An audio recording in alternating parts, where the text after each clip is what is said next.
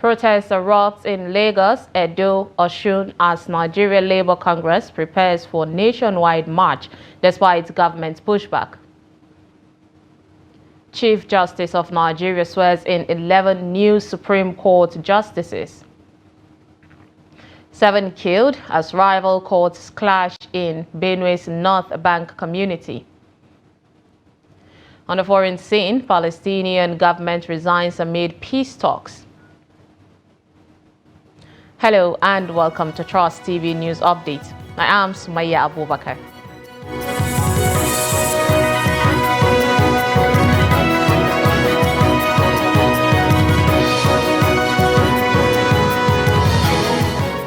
Thank you for joining us. And the details. Early Monday morning, the residents of Benin City, the capital of Edo State, heeded the call of Edo civil society organizations to participate in a mass protest against the prevailing economic challenges in Nigeria. Gathering at Ring Road, the heart of the city, Nigerians from all walks of life united in solidarity to voice their grievances. The protest, organized by Edokso, drew crowds who marched through a major thoroughfares such as Akpakpava and New Benin, eventually converging at Uselu Shell. Amid chants and placards highlighting their demands, demonstrators occupied the area, amplifying their message of disconnect with the current state of affairs in the country. As the demonstration continues to unfold, the resilience and determination of the people of Benin City serve as a poignant reminder of the unwavering commitment to effecting positive change in the nation.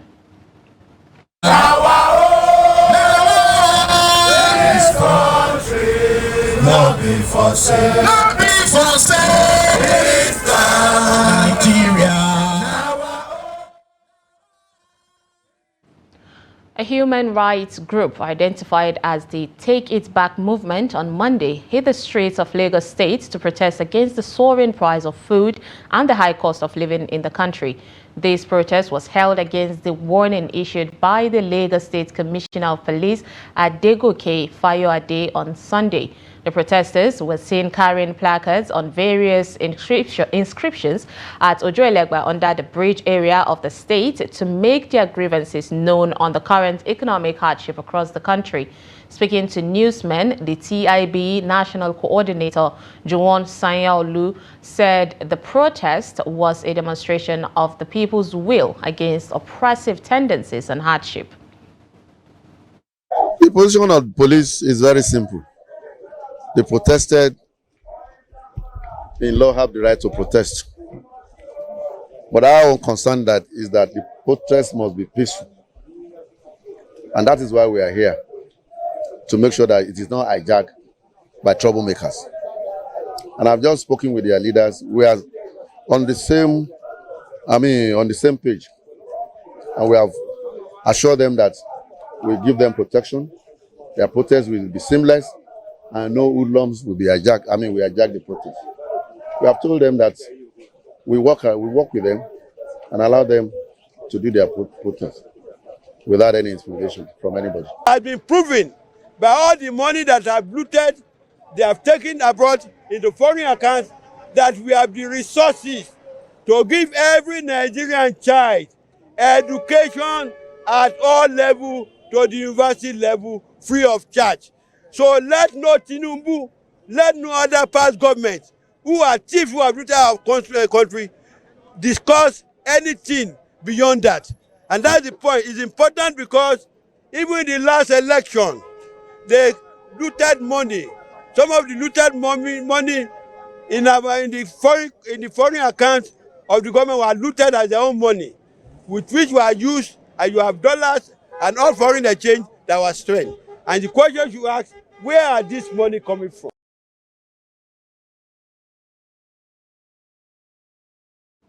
In the same vein, the groups of activists under the aegis of Joint Action Force, Coalition for Revolution, Osun Civil Society Coalition, members of the Federation of Informal Workers in Osun State, and youths on Monday staged a peaceful protest against the rising cost of living in the country. They also fault the decision of the federal government to give proceeds of oil subsidy removal to the governors. Speaking during a protest held by the groups in Osogbo, the state capital, One of the conveners, Wahid Saka, said the protest was organized to prepare the group or the ground for a bigger demonstration against the economic crisis ravaging the country. The protesters had converged at Freedom Park, Oshogbo, from where they moved around the streets before they assembled under Olaiya Bridge, where they spoke to journalists. The police in Delta State has ordered the immediate deployment of police personnel across the state ahead of the planned protest by NLC and TUC on February 27th and 28th, 2024. The command's public relations officer, DSP Bright Edafe, disclosed this in a statement to journalists on Monday. In the statement, Edafe said the move was in line with the directive of the Inspector General of Police to ensure adequate security and safety during the protest and to ensure that the protest is not hijacked. He noted that the State Commissioner of Police, Abaniwanda Olufemi, during an interaction with area commanders, tactical commanders, and DPOs, directed them to place measures to forestall any breakdown of law and order. According to Edafe, the CP directed the State Intelligence Department, the SID, to deploy undercover operatives who will monitor and report back findings. He therefore warned all intending protesters that anyone found wanting will be immediately arrested and prosecuted in accordance with the law, while urging residents to go about their lawful duties without fear, as modalities have been placed to ensure that the protest is peaceful. He noted that nobody can be forced to be part of the protest. The Maritime Workers Union of Nigeria, MWUN, has vowed to shut down the nation's seaport in line with the two-day nationwide strike called upon by the Nigerian Labour Congress, the NLC. Now, NLC had at the weekend announced that its members and affiliate unions are mobilizing for a two-day national protest on February 27th and 28th. It said the action followed the federal government's failure to implement all the agreements signed with the union in October 2023 after the expiration of the 14-day ultimatum issued earlier. Rising from an emergency meeting held at its headquarters in Lagos, the leadership of the MWUN said it will join NLC to protest the current hardship and hunger ravaging the country.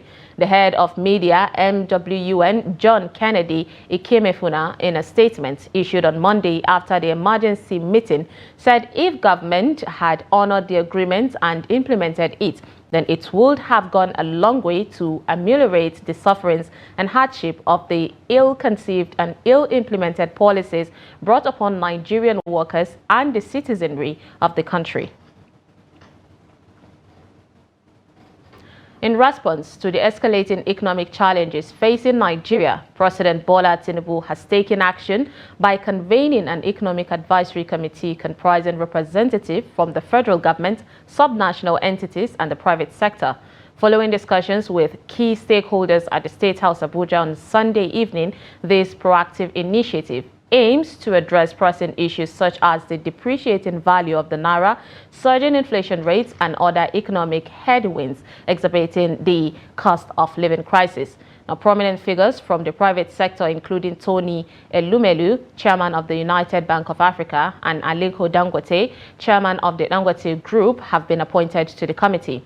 In his remarks representing the federal government, President Tinubu emphasized the committee's mandate to intensify efforts aimed at stabilizing the economy and securing the best economic future for Nigerians. What we discuss is generally about the economy, food security, security of the nation. We discuss everything in detail. And I think there is the economic, presidential advisory, which has been set up. And I think this will look at all the issues and address them, coming from creating job creation, coming from food security, coming from also reflecting the economy. I leave this meeting with a lot of enthusiasm, excitement, and optimism about the future of our country. I believe that implementing the decisions we arrived at today will help propel our economy and help alleviate the poverty in the land, help create employment, and help put food on the table. The Chief Justice of Nigeria, Justice Olukayode Ariola, was sworn in or has sworn in 11 new justices to the bench of the Supreme Court, charging them not to allow their ambition to becloud their sense of judgment. The justices are Jummai Hannatu Sanke, Chidebere Nwaoma Uwa, Chioma Egondu Nwoso Iheme, Haruna Simons Amani, and More Asiemo Adumen. Others are Justices Obande Festus Ogbunya, Stephen Jonah Ada, Habib Adewale O Abiru, Jamilu Yamama Tukur, Abubakar Sadiq Umar, and Muhammad Baba Idris. Justice Ariola noted that the interaction of the new justices with people of unenviable inclinations and pedigree, if any, must be halted forthwith, adding that they should allow their conscience to guide and filter every of the thoughts that traverses their minds. He told the new justices to be prepared for criticism or verbal assault by litigants who have lost cases as justices of the final court of law, also adding that when appellants' expectations are often very high and infectious. The CJN told the new justices that their elevation to the Supreme Court bench is in recognition of their astuteness and evident passion for hard work, which is the hallmark of judicial excellence. At least 7 people have been killed in cult-related clashes at the North Bank community in Makurdi metropolis of Benue State. Residents said that the killings occurred during the weekend after members of the rival cults, popularly referred to as Black and Red, locked horns in a battle of supremacy. The residents explained that the major market in North Bank could not open for trading or other activities on Friday and Saturday following the disturbances by the cultists who went on the rampage in the vicinity. The commander of the local vigilante, known as Operation Shara, that sweep, Nura Umar, confirmed the killings. The North Bank market chairman, Sibelius Odinaka, lamented that the activities of the cultists have continued to hamper the operations of the market, which serves the largest population in Makurdi metropolis. When contacted, the police spokesperson for Benue Command, SP Catherine Anene, confirmed that cult activities in North Bank were reported to the police, adding that the command deployed police officers to take charge. Anene, who added that the investigation was ongoing, however, said she did not have the report of the number of fatalities from the incident. 3 siblings, a boy and 2 girls, all from the same parents on Sunday, died of suffocation inside a car parked in their residential quarters in Ilorin, the Kwara State capital. Their mother, Shade Silifat, who had gone out to buy noodles, fainted due to the incident which occurred at number 8 Boluke Line, Zango Kulende quarters in the Ilorin metropolis. The incident occurred at about 2 p.m. when the children locked themselves in the car. Their mother discovered their footwear outside the parked car and raised an alarm after forcing the doors of the car open. The 3 children were then rushed to Olutayo Clinic, very close to their residence, for medical attention. But the medical director, simply identified as Dr. Adeyemo, directed that they be taken to University of Ilorin Teaching Hospital, where they were confirmed dead. Borno's Governor Babagana Zulum has expressed displeasure with the threat by IDPs in the state to join terrorists due to the prevailing hardship in the country. The governor stated this while addressing protesting displaced persons in Mafa community. He stressed that the state and federal governments in the past 4 years spent 40 billion naira to procure food and non-food palliatives for the state. Zulum noted that funds injected into security have brought development to the state and appreciated the federal government for providing the needed support to attain substantial peace in the northwest region. However, there is no any administration in Nigeria that is doing better than the government of Borno State in terms of distribution of food and non-food items. This has been globally witnessed by all and sundry. Security. Federal government has spent huge amount of money on security. We have realized substantial progress in terms of development and in terms of security in Borno State. Almost everybody in Mafa local government has access to its agricultural land. 95% of the people have access to the agricultural land. You're watching Trust News Update. Coming up, Nigerian residents across various parts of Plateau State appeal to Nigeria and Niger to resolve differences and facilitate their country's return to the ECOWAS. This and more after the break. Stay with us. Welcome back and thank you for staying with us. If you're just joining us, this is Trust News Update. Here's a recap of our top stories. Rebuttal protests erupt in Lagos, Edo, Osun as Nigeria Labour Congress prepares for a nationwide march despite government pushback. And Chief Justice of Nigeria swears in 11 new Supreme Court justices.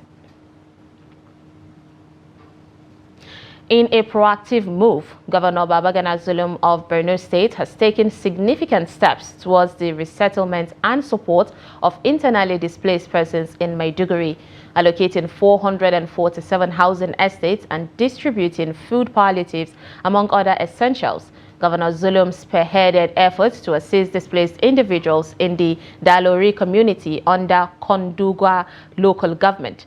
Over 2,500 households were the beneficiaries of this housing scheme, which includes vital amenities such as hospitals, schools, and water facilities.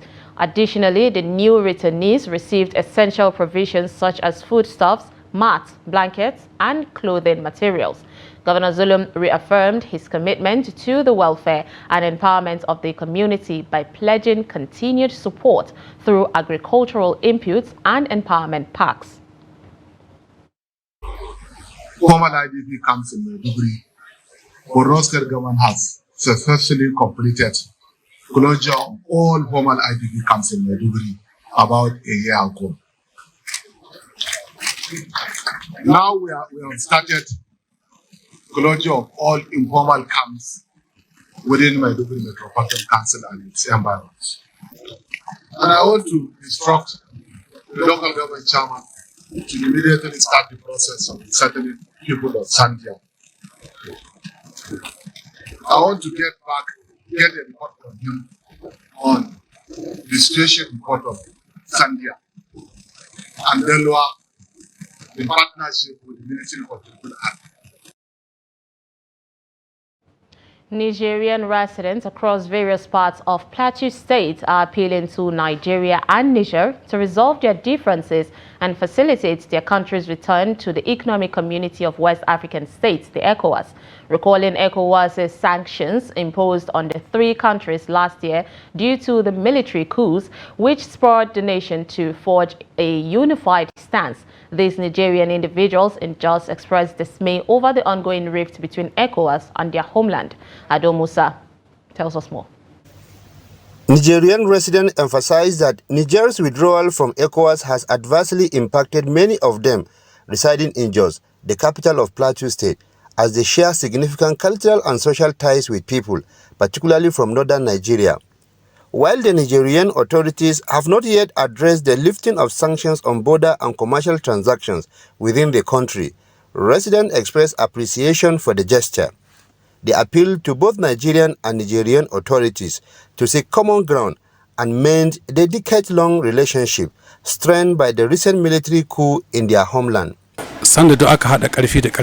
Definitely, we are not happy with exit of our country from ECOWAS, even though we are yet to see any change with the people we are transacting business with or living with. We are not intimidated or harassed by anyone. Our movement is moving smoothly. We are praying that our country and all other countries that exited ECOWAS should return so as to become stronger as body.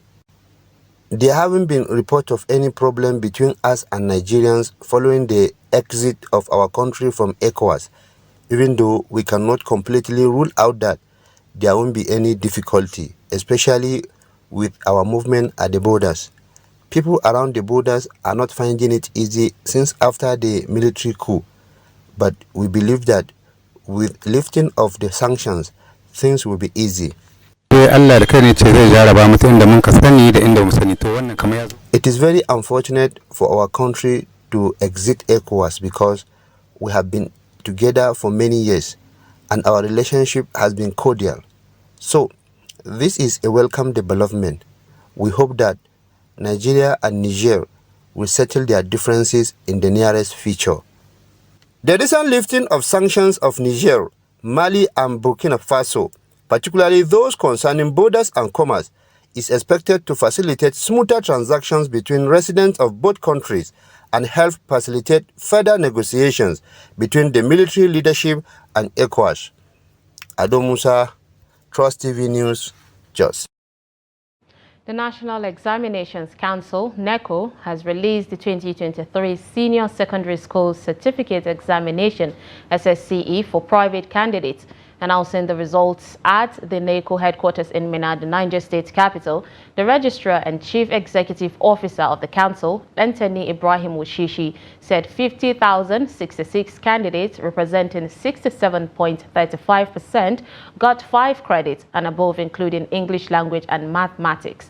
He said a total of 74,950 candidates comprising 39,213 males and 35,737 females registered for the examination, out of which 74,342 candidates comprising 38,867 males and 35,475 females also make due, or should I say females, sat for the examinations. The registrar revealed that 8,518 candidates have been booked for various forms of examination malpractices, as against 11,419 candidates, indicating a decline in the number of malpractice cases by 24.4% in the previous year.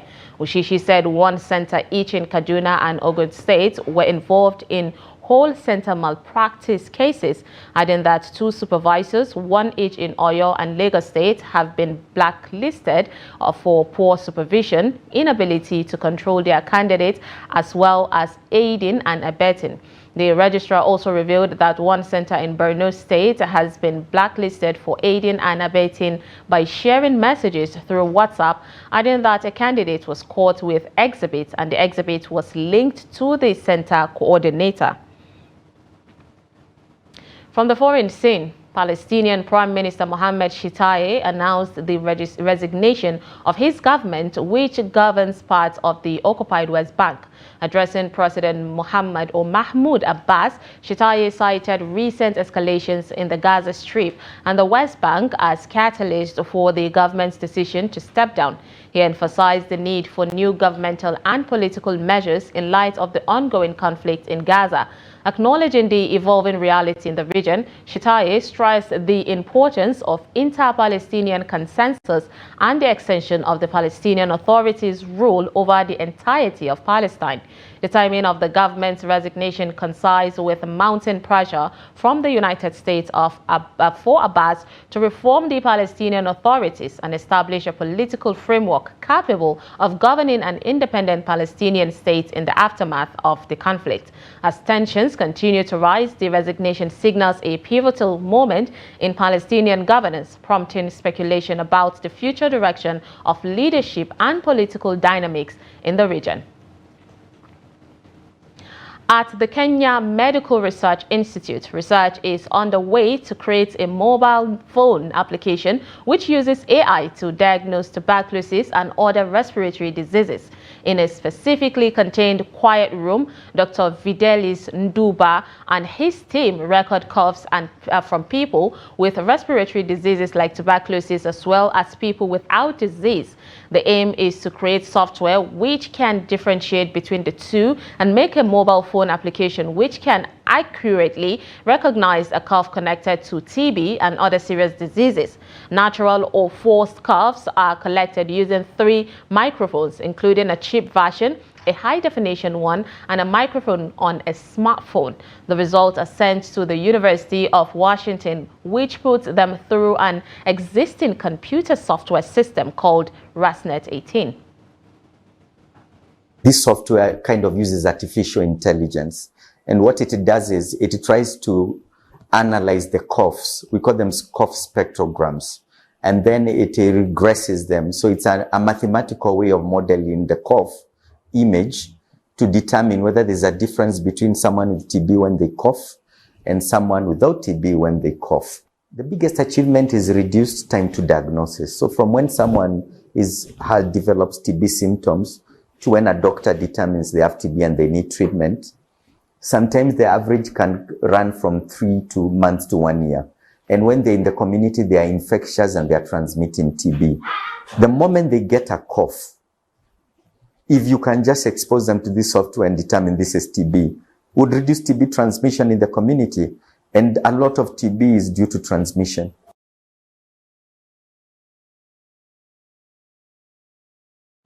And with that, we wrap up news updates on Trust TV. Do not forget to follow us across all our social media platforms and join our YouTube live stream for more news programs and documentaries.